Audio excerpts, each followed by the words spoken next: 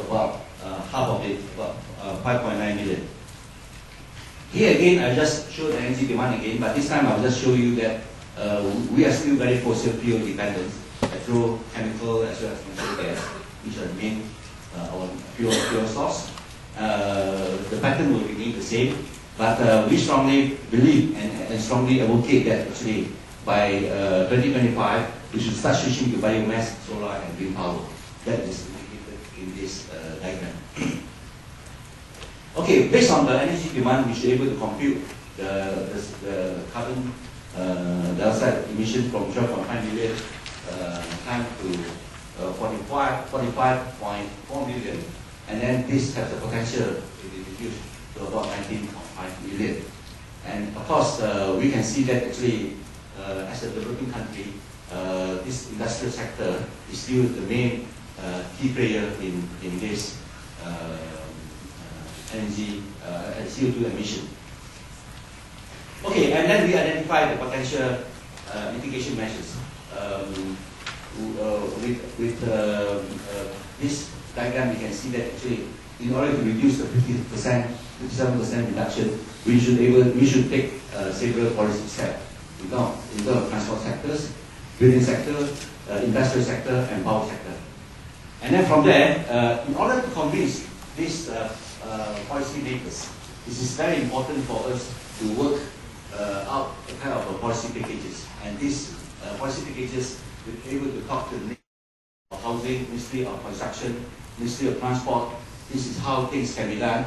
From building sector, what are the actions that we can do? From transport and land use, industrial, and then followed by what are the improvements that need to be done? EE improvement, lowering CO2 intensity and transport demand. So basically, we can tell them that actually their residential, commercial sector, what they should be doing, transportation sector, what they should be doing, industrial and power sector, what they should be doing to reduce this CO2 emission. Okay, I will go to subset project very shortly. If you look at it, this slide has been shown by Professor Masoka. We just got the project from JICA GST, and then this is the project that we're going to launch. The four main output mainly cover to have the methodology to create LCS scenario appropriate formulation of the developing country. Secondly, to use this policy, to use them into our policy making. And thirdly, to examine their true benefit from air pollution as well as recycling-based society. And lastly, we hope that we will play the role to have this capacity building and training center for Asian region. This is the arrangement that we have with the participation of Kyoto University and NAES or Kanagawa University, that color green, and then the color one yellow is the stakeholders, where UTM played a key role to coordinate between Iskandar Malaysia, town planning department, federal town planning, and also the energy department. In terms of timeline, this is basically how we are going to distribute it. And I'll just quickly go through some of the pictures that I have here. These are all the LCS activities that have been taking place in Malaysia. In order to disseminate or to diffuse this information of low carbon society is quite difficult in Malaysia beginning, because there are not many people who know about this low carbon society. So we have to go through stakeholders expert group meeting with ministries, with the local experts, and these are some of the activities that we have done. Some of them have come over here for training in the workshop. We learn the model and we go back and they start discussing with their colleagues. And also, with the support of Kyoto University and other Japanese institutions, they come over and then we conduct research workshop to get what are the research areas that can contribute to a low carbon society. And we do hope that at the end of the day, we will achieve a green focus agenda in Iskandar, Malaysia.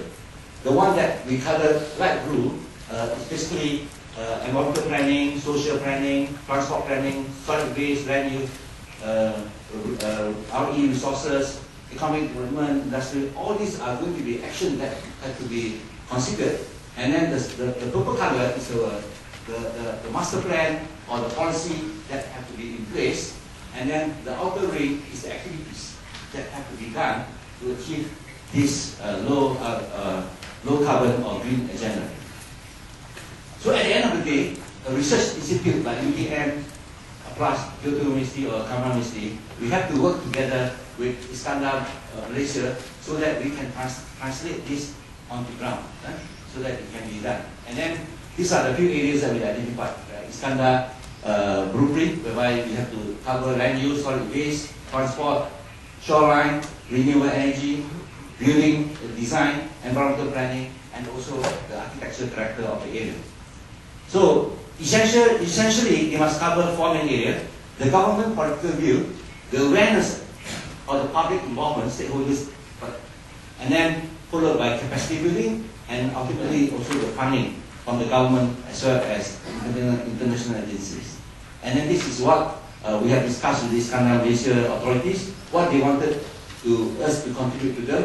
One is how can we help them to reduce their CO2 emission. 2, how do we translate our research into real policy? Thirdly, how can our result enhance their blueprint? And then we identify the gap between this. So at last, we'll contribute to their CDP, Comprehensive Development Plan Review, for the next, that will be done in 2015 to be analyzed. And in conclusion, this is what I have to say. Basically, we need to have the national vision. Secondly, we need someone to help us to quantify this vision. And this is where I think the Satreps project, with the help of the Kyoto University and NIES, will help us to do identification, followed by data collection, support of expert, capacity building, and then with that we will have a whole policy to implement and to achieve a good low carbon society. Thank you very much. Thank you very much for your presentation, Professor Hall. Now, the floor is open for discussion on Professor Hall's presentation. If you have a question, please raise your hand.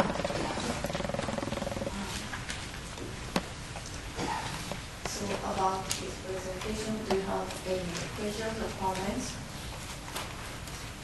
I found Professor Kapse, I heard that you are developing such kind of low carbon scenarios. You are developing low carbon scenarios in India city, Bhopal. So do you find some differences or some disagreement point what he's doing and what you are doing? Can I have a brief comment from you? I think that there are a lot of common things between different cities in Asian countries. However, there are individualities of different cities because of the location, the type of climate in which they are operating, the type of governance structure which is available, and in comparison to a new city coming up, if we are comparing it with any existing old city, then there would be major differences. So there are similarities in terms of the Asian situation of a developing country, and there are dissimilarities which arise because of the individuality of the cities. Thank you. Thank you very much. Yes, Professor. Please.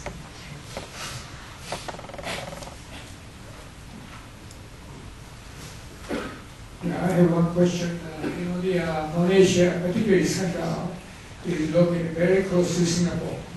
So I wonder what sort of, shall I say, interactions you are having in developing this kind of model, as well as the plan for the future between Iskandar and Singapore.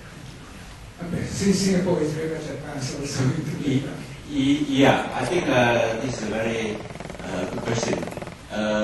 We always look at Singapore as our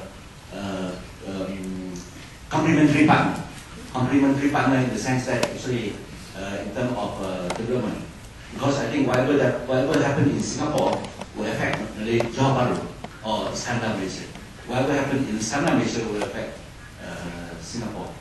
So in terms of politically speaking, the government have incorporated a committee whereby we invite Singapore Ministry a representative to sit with the Iskandar steering committee. So actually, this project has been officially approved but we haven't had a chance to officially brief the steering committee. But we have gone up to the highest chairman as well as their own board. But we haven't gone up to the steering committee. That part I do agree with you.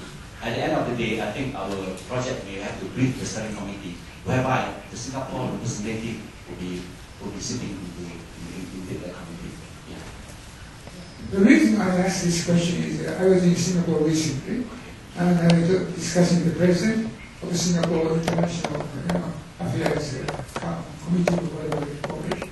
It's an initiative for all kinds of European studies, including foreign policy also. And the president was saying to me that the Iskandar model, of course, is known to him, but to what extent, Malaysian government and Singapore government are really collaborating, to promote this particular idea is unknown, he says. He is the president of the Singapore International Affairs. So that's why I was wondering, to what extent you are really collaborating with Singapore?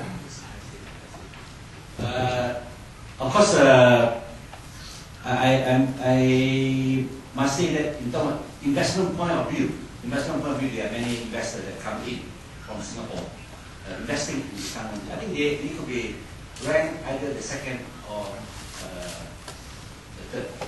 The biggest investor is from Middle East, mainly. Okay, the second could be from Singapore, and third could be from Japan, Taiwan. But politically, sometimes it have been very sensitive issues involving two different countries, because we are always good neighbors and bad neighbors. But I think in terms of this particular Iskandar development, I'm very sure that actually the committee will play the key role. Yeah. The only thing I think they haven't fully taken place was actually they wanted to have a free passport flow between two regions, where they allow Singaporeans to come to Iskandar, Malaysia without even going to the passport shop. Because the only problem now is the traffic flow has been a problem because of the immigration. So when they proposed Iskandar, Malaysia, one of the main proposals was called something like Shenzhen and Hong Kong, whereby actually we can even go without the passport. But that thing didn't take place. Yeah, that thing didn't take place. I think that was during the previous Prime Minister, but I hope this thing will sort out later. Yeah, thank you. Yeah, thank you very much. This room is connected by the teleconference system with the JICA Malaysia office. So they are also attending this symposium. So may I request to the staff of the JICA office to have some questions or comments to Professor Paul's presentation?